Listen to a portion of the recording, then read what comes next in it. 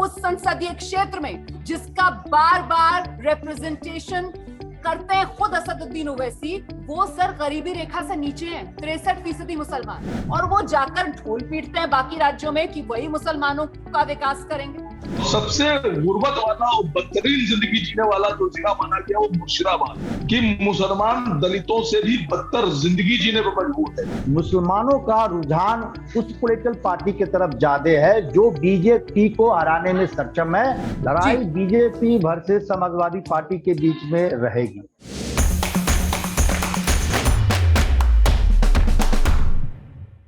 नमस्कार, चुनाव की बात रोमाना के साथ लेकर हाजिर हूं मैं रोमाना इसाक। उत्तर प्रदेश विधानसभा चुनाव सबकी नजरें लगी हुई हैं और ऐसे में सबसे महत्वपूर्ण इस वक्त यूपी चुनाव में जो फैक्टर्स सामने निकल कर आ रहे हैं उसमें एक ओवैसी फैक्टर भी। अब सवाल ये पूछा जा रहा है कि यूपी चुनाव में ये जो ओवैसी फैक्टर है ये क्या गुल खिलाएगा। वो मुस्लिम वोटर जो अब तक समाजवादी पार्टी का पाबंद लॉयल वोटर माना जाता था, उसी मुस्लिम वोटर को अपने पाले में लाने की असदुद्दीन ओवैसी की पूरी कोशिश है।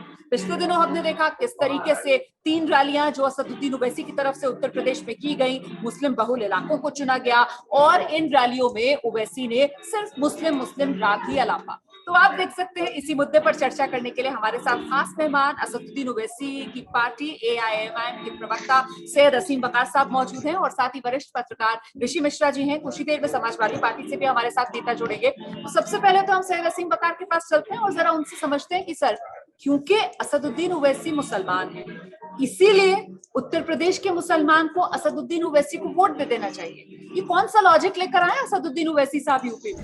नहीं मैडम, ओवैसी साहब ने तो ये कभी नहीं कहा कि मैं मुसलमान हूं इसलिए मुझे वोट। हम लोग तो ये कह रहे हैं कि तुमको 70 साल में किसने क्या दिया इसका आकलन करो, बैठो सोचो कि जिनको तुमने 4-4 बार मुख्यमंत्री बनाया, 5-5 बार मुख्यमंत्री बनाया, 70 साल तक सत्ता दी, उन्होंने तुम्हें दिया क्या? तो सोचने दीजिए मुसलमानों को। मुसलमान अपना बेहतर सोच सकता है, अपना अच्छा बुरा सोच सकता है। हम अधिकार की लड़ाई लड़ने आए हैं, हम हक की लड़ाई लड़ने आए हैं।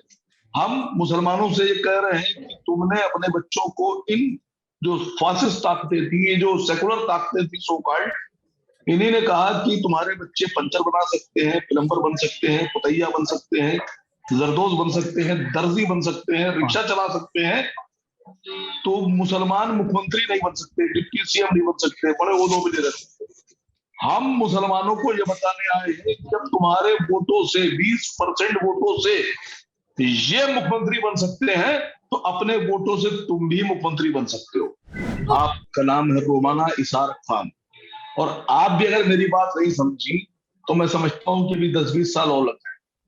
अगर रोमाना इसाक खान से हम ये कहें कि रोमाना जी होशियार रहिएगा, आपकी बीजेपी ना आने पाए, आपका वोट बटे मत, वोट को बांटिएगा नहीं, लेकिन आपके पड़ोस में बैठे दीक्षित जी से ना कहूं और ठाकुर साहब से ना कहूं ये बात, और यादव जी चाहे बीजेपी पे वोट दे दे जाकर, चाहे मिश्रा जी बीजेपी में वोट दे दे, उनसे उन पर कोई जिम्मेदारी आए नहीं। उनकी जिम्मेदारी नहीं है बीजेपी पर रोक। यादव जी बीजेपी में चले जाए, मिश्रा जी चले जाए, वर्मा जी चले जाए, शर्मा जी चले जाए, गुप्ता जी चले जाए बीजेपी में, लेकिन जिम्मेदारी मुसलमान पे डाल दी जाए कि तुम्हारी जिम्मेदारी बीजेपी को रोकने की है। तो मैं पूछ रहा हूँ रोमाना इसाक खान साहब कि आप क्या कहिएगा? मैं तो आपसे ये कह रही हूँ कि भाई आप जिस ध्रुवीकरण की राजनीति की बात करते हैं, जो सिक्का आप दिखाते हैं उसका दूसरा पहलू आप खुद भी तो नजर आते हैं ना। अगर मैं गलत कह रही हूँ तो चलिए लेकर चलते हैं एक न्यूट्रल जर्नलिस्ट हमारे साथ ऋषि मिश्रा जी इस चर्चा में शामिल हो रहे हैं। ऋषि मिश्रा जी, जिस ध्रुवीकरण की राजनीति को लेकर खासतौर से बीजेपी पर एआईएमआईएम हमले बोलती है, क्या उसी ध्रुवीकरण की राजनीति का दूसरा पहलू खुद एआईएमआईएम नहीं बनकर उभरती है? साहब तो प्रवक्ता हैं तो डिफेंड करेंगे पार्टी को, लेकिन जहां तक देखिए उत्तर प्रदेश में आप यदि देखें एआईएमआईएम के जो प्रेजेंस है 2017 विधानसभा चुनाव में 38 सीटों पे ये चुनाव एआईएमआईएम लड़ी थी, जिसमें 37 सीटों पे एआईएमआईएम की जमानत जब्त हो गई थी। मैं आपको बताऊं 2,05,232 वोट एआईएमआईएम को मिला था। एक इस बार जो चुनाव होने जा रही है 2022 में रोमाना जी, बहुत ही कांटे की लड़ाई होगी, क्योंकि देखिए एबीपी का भी सर्वे मैं उस दिन देख रहा था, लड़ाई बीजेपी वर्सेस समाजवादी पार्टी के बीच में रहेगी और उसमें जो निर्णायक वोट होंगे, खासकर 19.3% मुसलमान का जो वोट बैंक है, जो 140 करीब 140 विधानसभा में स्प्रेड आउट है मुस्लिम वोट बैंक, उसको साधने की बात की जा रही है। यदि आप 2017 में देखें रोमाना जी, तो करीब 50% ही, जितने भी मुस्लिम कम्युनिटी का जो वोट हुआ था उसका 50% ही समाजवादी पार्टी को मिल पाया था। यदि इसका तुलनात्मक अध्ययन बंगाल से करें तो ममता बनर्जी के पार्टी टीएमसी को 80% वोट मुसलमानों का इस चुनाव में मिला है, विगत विधानसभा चुनाव में। तो समाजवादी पार्टी को यदि बीजेपी को टक्कर देनी है तो एक तो है कि जो 20% के आसपास मुस्लिम कम्युनिटी है उसको साथ के रखना होगा।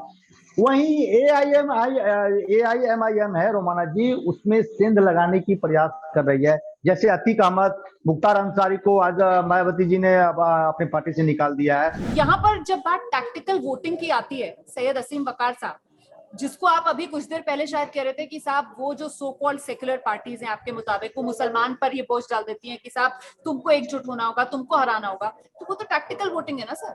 जिसको वो देखती है कि वो सत्ता में आ सकता है वो उसको वोट देती है। उत्तर प्रदेश में आपकी हैसियत क्या है? आपकी उत्तर प्रदेश के अंदर अस्तित्व क्या है? पिछली बार के आंकड़े हमारे सामने हैं, आपको क्यों चुनेगा उत्तर प्रदेश का मुसलमान? नहीं मैडम, देखिए 2019 का जो चुनाव हुआ, भारत सरकार बनाने के लिए उसमें मजलिस-ए-इत्तेहादुल मुस्लिमीन ने 3 सीट पर चुनाव लड़ा, औरंगाबाद, हैदराबाद और किशनगंज बिहार। हम 3 लड़ने के बाद 2 जीत गए। एक हमारी पारंपरिक सीट थी हैदराबाद की, वो हम कई बार से जीतते चले आ रहे हैं 84 से, वो हारे नहीं। औरंगाबाद को हमने 25 साल से शिवसेना के पास था, उससे कब्जा छीन कर अपने पास कर लिया, तो हमने तो नहीं रोका। समाजवादी पार्टी अपनी सीटें नहीं बचा पाई, बहुजन नहीं बचा पाई, राहुल गांधी अपना चुनाव हार गए, तेजस्वी नहीं बचा पाए, ममता बनर्जी रोकने में थोड़ी बहुत सक्षम थी लेकिन नहीं रोक पाई, शरद पवार भी रह गए, कोई नहीं रोक पाया। इसकी जिम्मेदारी किस पर आयद होती है? मेरे कंधों पर, किसके कंधों पर आयद होती है? अब आपसे मैं पूछ रहा हूं कि 2019 का आप नहीं लड़े, तो अगर सरकार हम बीजेपी की बनती है तो सवाल एमआईएम से पूछेंगे आप लोग, राहुल गांधी से पूछेंगे या अखिलेश जी से पूछेंगे? ठीक है सर नहीं आप जो बात कह रहे हैं वो अपनी जगह सही है, लेकिन जब बिहार के नतीजे आए थे तो सवाल एआईएमआईएम से पूछा ही गया था ना कि साहब सीमांचल के अंदर अगर आपके कैंडिडेट नहीं जीतते तो तेजस्वी यादव मुख्यमंत्री होते। सर ये बात आप भी जानते हैं। खैर मैं उस पर आऊंगी, लेकिन पहले जरा ये तो बता दीजिए कि अभी जो आप कह रहे थे कि साहब उत्तर प्रदेश के अंदर मुसलमानों को ठगा गया, कई बार ये मुख्यमंत्री बन गए, तो थोड़ी सी रिसर्च मैं भी करके लाई हूँ। असदुद्दीन ओवैसी साहब जिस हैदराबाद से एमपी हैं, वो भी 2004 से एमपी चुने जा रहे हैं। 2004, 2009, 2014, 2019 4 बार के एमपी असदुद्दीन ओवैसी साहब जिस अपने लोकसभा क्षेत्र से हैं, उस हैदराबाद में मुसलमानों की हालत क्या है सैयद असीम वकार? ये बताएंगे आप मेरे दर्शकों को या मैं बताऊं? आपको पता है सर, 63% मुसलमान उस संसदीय क्षेत्र में जिसका बार बार रिप्रेजेंटेशन करते हैं खुद असदुद्दीन ओवैसी, वो सर गरीबी रेखा से नीचे हैं। 63% मुसलमान।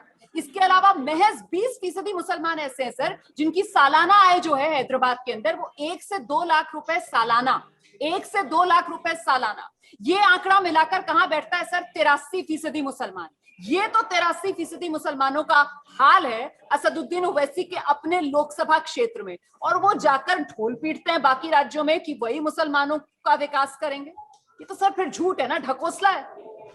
सच्चर कमेटी ने जब अपनी रिपोर्ट दी और रंगनाथ मिश्रा की रिपोर्ट आई तो उसमें हिंदुस्तान में सबसे ज्यादा गुर्बत वाला प्रदेश मुसलमानों के लिए माना गया बंगाल, और सबसे गुर्बत वाला और बदतरीन जिंदगी जीने वाला जो जिला माना गया वो मुर्शिदाबाद। उन्होंने लिखा अपनी रिपोर्ट में कि मुसलमान दलितों से भी बदतर जिंदगी जीने पर मजबूर है। तो वहां तो वो इसी साहब नहीं थे। कांग्रेस की सरकार भी 2005 में रिपोर्ट पेश की गई।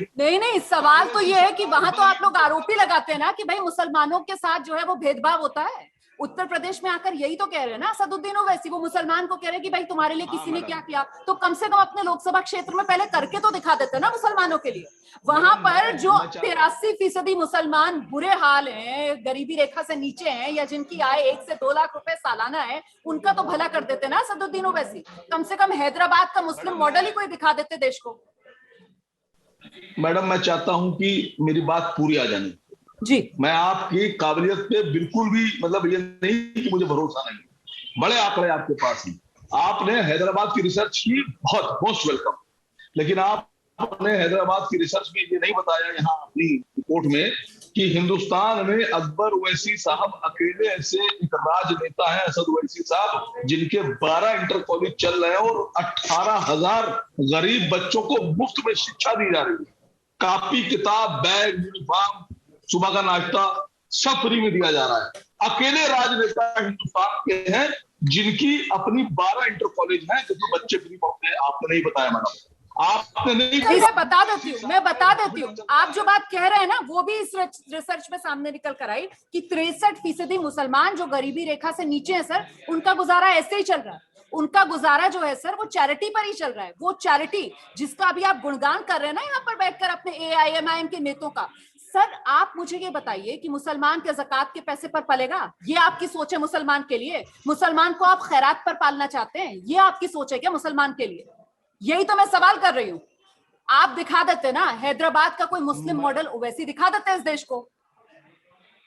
आप आ गए उसी खैरात पर, उसी ज़कात पर मुसलमान के लिए। नहीं, मैंने तो ज़कात का नाम भी नहीं लिया। खैरात ही बता रहे थे आप, खैरात ही तो बता रहे थे, चैरिटी बता रहे थे आप मुझे। मैं तो उसी पर सवाल कर रही हूँ सर। मुस्लिम मॉडल दिखा देते ना सर, आप खैरात और ज़कात दिखा रहे हैं। नहीं मैडम, ये चैरिटी नहीं है, ये देश की जरूरत है, ये देश की जरूरत है। सत्ता में कभी भी MIM नहीं रही, ना कभी ओवैसी साहब या उनके फादर कोई बहुत अहम ओहदे के मंत्री रहे, ना प्रधानमंत्री रहे, ना किसी स्टेट के मुख्यमंत्री रहे। अगर वो कर सकते हैं तो बाकी लोग क्यों नहीं कर सकते? मैं तो बात ये कर रही हूँ कि जिस विकास को लेकर असदुद्दीन ओवैसी हर जगह रैलियां कर रहे हैं, जो असदुद्दीन ओवैसी उत्तर प्रदेश के मुसलमान को ये दिखा रहे हैं कि देखो जी तुम कहां पर पड़े हुए हो, तुम्हारे नाम पर ये मलाई खा रहे हैं, वही तो असदुद्दीन ओवैसी हैदराबाद में कर रहे हैं। मुख्तार अंसारी पर मत जाइए, अतीक अहमद पर मत जाइए। आप मुझे बताइए हैदराबाद तो गढ़ है ना AIMIM का, हैदराबाद में तो बुनियाद है ना AIMIM की। और सिर्फ असदुद्दीन ओवैसी साहब नहीं, उनके वालिद साहब भी। सर पीढ़ियों से आपको हैदराबाद के मुसलमान वोट देते आ रहे हैं और आपने उन्हें किस हालत में रखा हुआ है? 83% इस हालत में है सर कि वो अकबरुद्दीन ओवैसी, उनको खैरात से उनका गुजारा चल रहा है। अभी आप खुद ही गिना रहे नहीं है ना जवाब इसका? खुद बता रहे थे, इसका जवाब नहीं है इनके पास। इसीलिए मुझे लगता है ऋषि साहब, इसीलिए तो कहा जा रहा है कि साहब जो AIMIM है वो कहीं ना कहीं ध्रुवीकरण की राजनीति जो है सिर्फ उसे भार देने का काम कर रही है। मुसलमानों का सिर्फ नाम लेकर अपना हित साधना चाहते हैं असदुद्दीन ओवैसी। ये मैं नहीं कह रही हूँ, ये हैदराबाद में जिस तरीके से मुसलमानों की हालत है वो इसका तर्क सामने रख रही है। ऐसे में अपने आपसे जानना चाहती हूँ कि उत्तर प्रदेश के चुनाव के अंदर क्या ओवैसी फैक्टर, किसी तरीके का X फैक्टर आपको लगता है ऐसा हो सकता है? क्योंकि बिहार में हमने देखा तेजस्वी यादव मुख्यमंत्री नहीं बने तो उसमें AIMIM की बड़ी भूमिका रही। तो सीमांचल की 5 सीटें। देखिए आपका कहना बिल्कुल सही है। बिहार में इनको 1.24% वोट मिला था और 5 सीटें जीत पाए थे और 6 सीटों पे RJD और कांग्रेस के उम्मीदवारों को उन्होंने हराया था। यदि 5 या 6 मिला दीजिए तो तेजस्वी यादव की सरकार बन जाती। लेकिन आप यदि फिलहाल जो चुनाव हुआ है बंगाल में देख लीजिए, जिस प्रकार से मुसलमानों ने टेक्निकल वोटिंग की है, और मैंने आपको बताया भी कि 80% से ज्यादा मुसलमानों ने TMC को वोट दिया है। उसी प्रकार का मैं वेस्टर्न यूपी में कई जिलों में रोमाना जी अभी गया हूं, मुसलमानों का रुझान उस पॉलिटिकल पार्टी की तरफ ज्यादा है जो BJP को हराने में सक्षम है। और मेरा ये मानना है कि समाजवादी पार्टी यदि ठीक ठाक ढंग से चुनाव लड़ गई तो मुझे लगता है कि इस बार का जो चुनाव होगा उसमें बसपा को भी उतना शेयर वोट परसेंटेज बसपा को न मिलकर समाजवादी पार्टी की तरफ जा सकती है, यदि समाजवादी पार्टी टिकट डिस्ट्रीब्यूशन में थोड़ा सा ध्यान दे। दूसरा, ब्राह्मणों का एक बड़ा फैक्टर है रोमाना जी, जिसपे चर्चा जरूर करना चाहिए। ब्राह्मण करीब 14% ब्राह्मण है और आपको बताऊं कि 47 सीटों पे 25% से ज्यादा ब्राह्मण है। यदि अखिलेश यादव इन ब्राह्मणों को अपनी तरफ रिझाने में सफल रहते हैं, लेकिन अखिलेश यादव के साथ प्रॉब्लम रोमाना जी है कि ब्राह्मण सम्मेलन भी वो कर रहे हैं, परशुराम की मूर्तियां लगवाने की बात भी की जा रही है। मुझे लगता है उस पर हम अलग से चुनाव की बात रोमाना के साथ में इस मुद्दे पर भी विस्तार से चर्चा करेंगे। फिलहाल आज जिस मुद्दे को हम लेकर आए थे कि उत्तर प्रदेश चुनाव में असदुद्दीन ओवैसी, जो ओवैसी फैक्टर है, क्या वो एक्स फैक्टर साबित हो सकता है? कुल मिलाकर देखिए, चांस असदुद्दीन ओवैसी जिस तरीके से बिहार के अंदर वो सीटें जहां पर 30% से ज्यादा मुस्लिम वोट, वहीं पर असदुद्दीन ओवैसी की लॉटरी लगी थी। क्या उत्तर प्रदेश में उसी फॉर्मूले को असदुद्दीन ओवैसी दोहरा पाएंगे, या फिर बंगाल की तरह जिस तरीके से टैक्टिकल वोटिंग मुस्लिम वोटर की तरफ से की गई, उसी आधार पर असदुद्दीन ओवैसी के हाथ बंगाल की तरह यूपी में भी खाली रह जाएंगे? इसको देखना होगा।